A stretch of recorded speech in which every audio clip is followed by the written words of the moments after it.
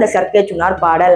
அதாவது இவங்களை எல்லாரும் போட்டு அடிக்க ஆரம்பிச்சுட்டாங்களா. இப்ப வந்து அவங்க பாவமா கேக்குறாங்க, எனக்கு ஒண்ணுமே தெரியாது, இப்படிப்பட்ட ஒரு பொண்ணை என்ன வந்து ஏமாத்திட்டாங்க, நான் ஐட்டம் டான்ஸ் ஆடுறதுனால என்ன ஏமாத்திட்டாங்க ஒரு பொண்ணு அப்படின்னு சொல்லும் போது கீழே இப்ப கேக்குறாங்க, ஓ இப்பதான் உனக்கு ஃபெமினிசம் தேவைப்படுதா, இப்பதானே கொஞ்சம் மாசத்துக்கு முன்னாடி சொன்னா என்னமோ ஃபெமினிசமே தேவையில்ல அது இதுன்னு, இப்ப எதுக்கு ஃபெமினிசத்துக்கு வர, இப்ப புரிஞ்சதா அப்படின்னு இப்ப எனக்கு புரியுது அப்படிங்கிற மாதிரி கமெண்ட் பண்றாங்க.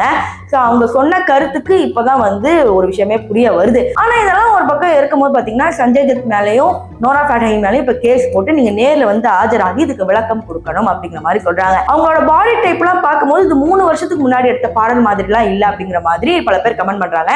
ஏன்னா 3 வருஷத்துக்கு முன்னாடி அவங்க பாடி டைப் கொஞ்சம் வேற மாதிரி இருந்துச்சு. இது வந்து இப்ப இருக்கிற பாடி டைப்ல தான் அவங்க ஆடுற மாதிரி இருக்கு. ஆனா கேட்டா எனக்கு தெரியவே தெரியாது, எனக்கு தெரியாமலே நிறைய பண்ணிட்டாங்க, நான் அந்த மாதிரி வல்கர் மூவ்ஸ் எல்லாம் கொடுக்கவே இல்லை, ஏஐ வச்சு என்னமோ பண்ணிட்டாங்க அப்படிங்கிற மாதிரி சொல்றாங்க.